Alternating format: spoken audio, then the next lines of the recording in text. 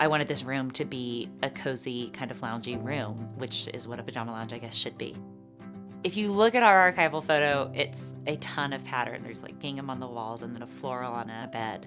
My decorating style is definitely a mix. I think a lot of times it is an interpretation of kind of the families that we work with. In my personal opinion, I feel like homes should reflect the people that live in them. A lot of what I do is traditionally based, but there's always kind of a mix of European or modern or whatever it is.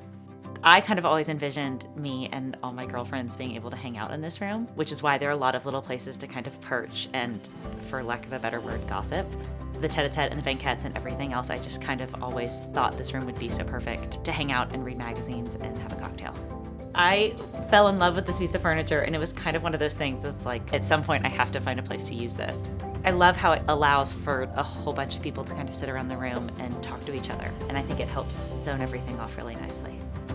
I love blues, so I'm always incorporating blue in some way or another into rooms. But I think with the print being what it is, everything else we kind of chose to do a little bit softer so that we could bring in kind of these smokier blues and deeper blues, which I think makes it kind of playful and fun.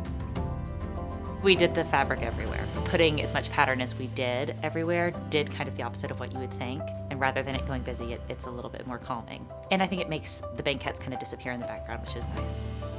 I think one of the strongest design takeaways for this room is going to be the pattern and just how you can get away with using as much pattern as there is in here. When you have a room like this with the pitches and everything else, it limits your ability for artwork.